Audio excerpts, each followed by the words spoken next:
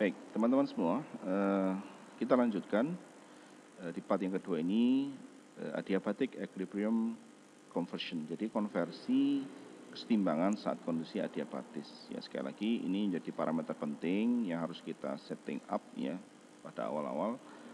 Berapa sih? Karena reaksinya sekali lagi adalah reaksi yang bolak-balik. Ya. Kondisi setimbang ini memang berbeda-beda untuk tipikal reaksinya ya. Kalau reaksinya satu arah, saya kira ya kalau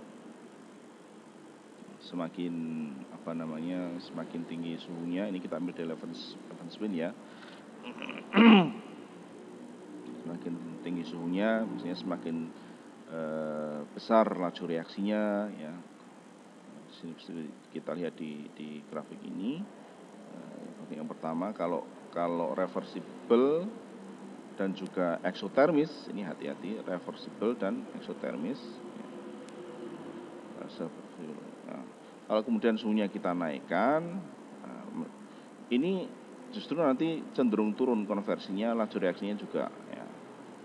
Kenapa dibatasi oleh namanya kesetimbangan ya, kesetimbangan. Berbeda dengan yang endotermis ya, ketika suhunya naik, ya, maka kemudian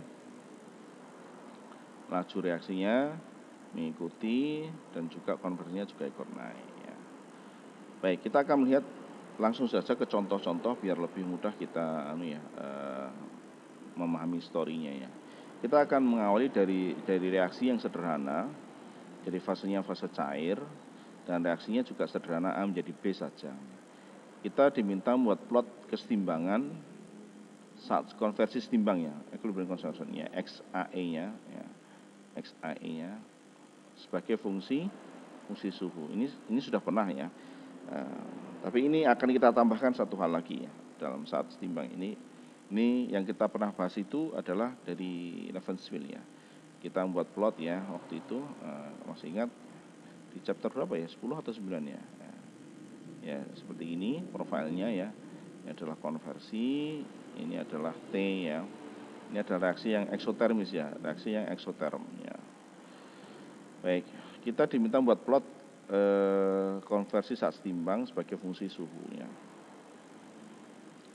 Kemudian kita kombinkan stoichiometrisnya NRA sebagai fungsi K, CA0, X dan XE ya. Setimbang. Kita diminta menentukan suhu dan konversi saat setimbang ya. Kondisi adiabatis ya. A-nya adalah A yang murni ya, tanpa inetnya. Suhunya 300 Kelvin saat masuk reaktor ya. Masuk reaktor. 3 adalah berapa volume CSTR, berarti ini sederhana ya, CSTR ini aljabar saja, bukan persamaan desainnya itu bukan persamaan integral ataupun diferensial ya. Saat konversinya adalah 90% dari konversi saat timbang. Ya. Ini data-datanya, data-data entalpi standarnya untuk reaktan A dan juga untuk produk B pada 98. Kemudian CP-nya, delta CP-nya 0 ya, ini delta CP-nya 0. Jadi ini akan lebih mudah kita untuk ya, menyelesaikannya. KE konstanta kesetimbangan pada 298, oke. Ini Van Hoff ya. Dan ini Van Hoff di sini ya, Van Hoff di sini. KE-nya 100.000 saat 298. Ini adalah konstanta laju reaksi yang mungkin dikasih warna yang lain ya. Ya, biar agak lebih. Nah, ini yang K ini adalah konstanta laju reaksi ya, Arrhenius ya, persamaan Arrhenius ya. Baik, ini datanya sudah cukup lengkap, ada Arrhenius, ini ada kesetimbangannya ya. CP-nya, delta H-nya ada semua, kita selesaikan ya. Seperti biasa kita ikuti algoritmanya, tuliskan persamaannya, mol balance ya, mol balance, kemudian rate law-nya, kemudian kita tuliskan ya, color-nya kembali ke merahnya. Ya, reaksinya bolak-balik, kita berusahakan min RA K CA CB per KE, ya, di mana konstanta konstanta laju reaksinya adalah Arrhenius seperti ini 0,001, ya ini energi aktivasinya 10.000. Oke. Sebentar. Ini 0,00. Ya betul ya, ini Van Hoff atau sebentar. Oh enggak ya, ini betul. Ini Arrhenius. Saat setimbang berarti min R-nya sama dengan 0, di mana nanti kita bisa selesaikan dari ini. Ini kalau sama dengan 0, maka KE-nya sama dengan CB per CA.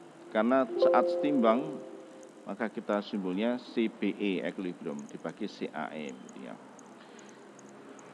Jadi kita lanjutkan, itu sudah punya persamaan 1, 2A, 2B, 2A laju reaksi, 2B adalah konstanta lajunya Arrhenius, kemudian 2C adalah kesetimbangan. Kemudian berikutnya stoikiometri, karena fase cair jadi gampang ya, lebih mudah. CA-nya CA01 min XA, CB-nya tentu saja CA0XA, karena koefisiennya 1 ya. Sehingga min RA-nya bisa kita tulis menjadi K, CA-nya dimasuk ini. Jadi CA01 masuk ke sini, CA-nya ya masuk ke sini. Masuk ke sini. CB-nya juga sama, CB-nya masuk ke sini. Ya, sehingga ada CA0-nya dikeluarkan semua, 1 min X per dibagi atau dikurangi X per KE, atau ditulis menjadi kita bisa sederhanakan ini dulu, karena definisi KE kita tuliskan dulu. Ini adalah CB per CAE, CBE ya. Sehingga ya, ini kita substitusikan ke sini, CB-nya sebagai CA0XAE karena ini adalah saat setimbang. CA-nya menjadi CA01 min XAE, dicoret XA-nya sehingga jadilah persamaan 3B ya. Kemudian ini saya hapus dulu ya biar agak tidak terlalu crowded ya, biar enak ya. Kemudian kita bisa substitusikan dari persamaan KE ini. Oke. KE sama dengan CBE per CAE, berarti CB berarti masuk ke sini, jadi sebagai CB, jadi XA0 XAE ya, kemudian CA-nya juga sama, CA01 min XAE, kemudian dicoret-coretnya, sehingga jadilah persamaan 3B ya. XAE per 1 min XAE. Kemudian teman-teman, ini kita kemudian bisa substitusikan persamaan 3A. Jadi kan definisinya sudah ini. Definisi ini ya. Sebentar. Definisi XE-nya kan sudah ya. Kemudian kita masukkan saja. Sebagai CBE ini kita ganti dengan CA01 min XE. Nah, begitu. Kemudian CA ini masuk ke sini ya. Sehingga kita dapatkan persamaan 3B. 3B ini masuk KE-nya ini masuk persamaan 3A ya. Ke sini ya. Sehingga ini KE-nya menjadi XAE dibagi 1 min XAE. Jadi masuk ya. K-nya diganti di sini XAE 1 min. Kalau kemudian kita operasikan jadilah persamaan 3C ya, persamaan 3C. Ini adalah persamaan yang diminta oleh poin A tadi ya. Rate law sebagai fungsi K, CA0, X dan XAE. Sudah kita bisa rumuskan. Ini adalah laju reaksi ya. Ada fungsi XA-nya, konversinya dan konversi saat setimbang. Ada juga CA0-nya. Baik. Jadi kita punya persamaan 3D ini sebagai fungsi antara konversi saat setimbang dan konstanta kesetimbangannya. Baik, kemudian dari data termodinamika delta Cp-nya adalah 0, delta HR-nya berarti menyesuaikan ini ya, produk dikurangi reaktan ya. Berapa tadi delta H-nya? Delta H-nya berapa? Oh ini 60.000 dikurangi 40.000. Jadi minusnya minus 20.000. Oke. Minus 20.000. 20 mana tadi ya? Ya. 100, kemudian itunya 10.000. 60.000 dikurangi minus 60.000 ya. Minus 40. Jadi ya betul minus 20 hasilnya. Kemudian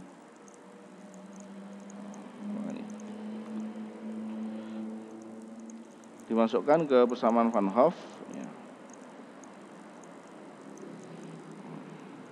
Van Hoff kesetimbangan K besar dan K2 pada berapa? Pada 298 ya. Dan K2 pada 298 adalah 100.000.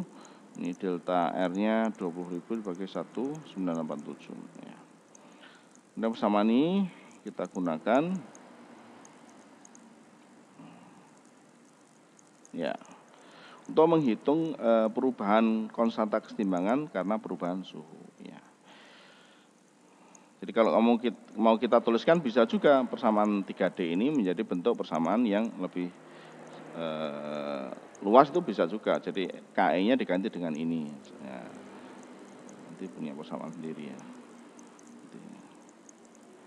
Nah, nanti masuk ke sini jadilah. Nah.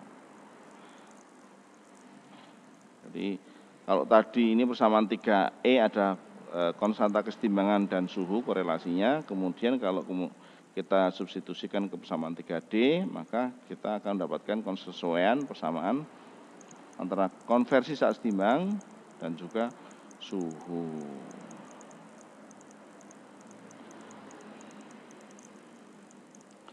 Nah, kemudian kita plot grafiknya ini, teman-teman, kita plot. Namun sebelum kita lanjutkan ke plot grafik, silahkan dicermati dulu. Kita tidak ingin tergesa-gesa yang nanti kemudian saudara malah confuse. Silahkan disimak ulang, disimak, direview lagi, diputar lagi part 2 ini. Jika ada yang belum clear, silahkan nanti bisa ditanyakan atau diskusikannya. Silahkan disimak dulu, kita akan lanjutkan bagaimana plotting grafnya di part berikutnya.